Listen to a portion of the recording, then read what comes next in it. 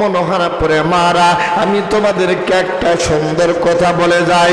এই জমিনের মধ্যে কলিজার টুকরা মা ও বোনেরা রে, ও মা, তোমরা এই দুনিয়াতে 5টা আমল বেশি বেশি করে করবা।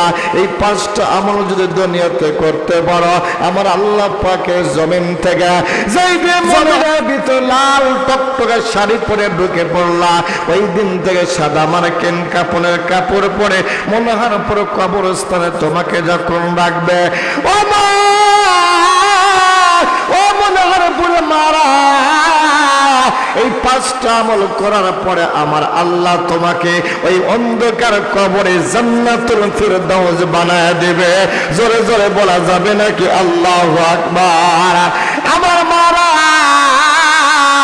1 নম্বর আমল তুমি তোমার জীবদ্দশায় করবা, 5 ওয়াক্ত নামাজ তুমি আদায় করবা। ও মা, 5 ওয়াক্ত নামাজ আদায় করলে আমার আল্লাহ তোমাকে মুমিন বানায়া দিবে। আওয়াজ করে জোরে বলেন সুবহানাল্লাহ। আমার মারা, 5 ওয়াক্ত নামাজ তুমি যদি আল্লাহর জমিনের ভিতরে আদায় করতে পারো, এই দুনিয়াতে তুমি বিপদে পড়ে গেছো। আল্লাহর জমিনের ভিতরে নামাজ প্রতিষ্ঠা করার কারণে তুমি যখন বিপদের ভিতরে পড়ে যাইবা, আমার আল্লাহ পাক তোমাকে সাহায্য করবে। জোরে জোরে বলা যাবে নাকি আল্লাহু আকবার? আমার ভাইরা, ও কলিজার টুকরা মারা, এই জমিনের ভিতরে 5 ওয়াক্ত নামাজ আদায় করবা।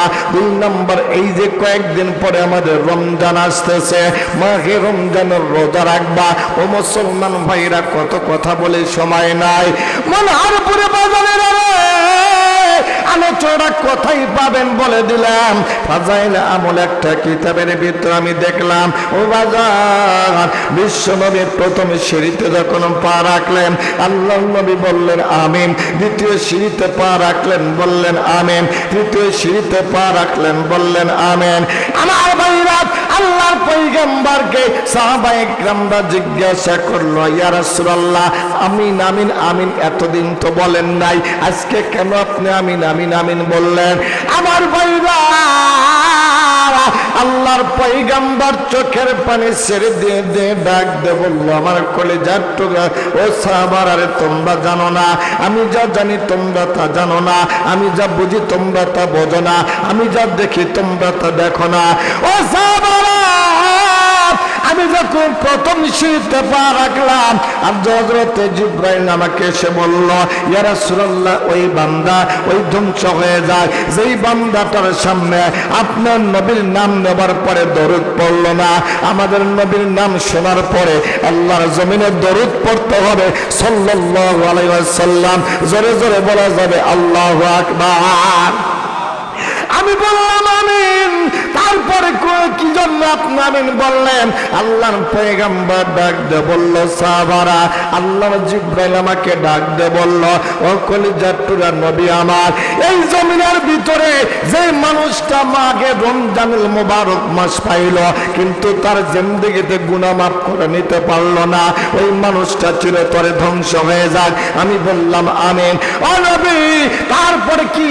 আল্লাহর পয়গম্বর ডাক দে বলল, ওই মানুষটা ধ্বংস হয়ে যাবে যে মানুষটার সামনে বৃদ্ধ পিতামাতা যে কোনো একজন পাইল কিন্তু খেদমত করতে পারল না, ওই মানুষটা চিরতরে ধ্বংস হয়ে যাক। আওয়াজ করে জোরে বলেন নাউজুবিল্লাহ। আমার বাজার, ও কলিজার টুকরা মনোহরপুরে মারা রে, এই জন্য আল্লাহর জমিনের ভিতরে 5 ওয়াক্ত নামাজ পড়বা। 2 নম্বর, মাঘে রমজানের রোজা রাখবা। 3টা দিন তোমাদের অসুখ থাকে, এই 3টা দিনে থাকা লাগবে না মা, পরবর্তীতে রেখে দিলেই হবে। ও মা, 1 নম্বর বলে গেলাম 5 ওয়াক্ত নামাজ পড়বা, 2 নম্বর রোজা রাখবা, 3 নম্বর ঘুমা দুনিয়ার ভিতরে পায়ে হাত দিয়ে বলে যাই মা, আল্লাহর জমিনের ভিতরে পর্দা করবা, আর 4 নম্বর স্বামীর খেদমত করবা, আর 5 নম্বর তোমার এই যে বৃদ্ধ শ্বশুর শাশুড়ি আছে ওনাদের সেবা করবা। আমার আল্লাহ ডাক দিয়ে বললাম, ও দুনিয়ার নারীরা, এই 5 পাঁচটা আমল তোমরা যদি আল্লাহর জমিনে করে যাইতে যাই অন্ধকার কবরে যাইতে পারো, আমি আল্লাহ ওয়াদা দিলাম এই পাঁচটা কথার বিনিময়ে, পাঁচটা আমলের বিনিময়ে আমি আল্লাহ তোমাদের কবরখানা জান্নাতের বাগান বানায় দিব। জোরে জোরে বলেন সুবহানাল্লাহ।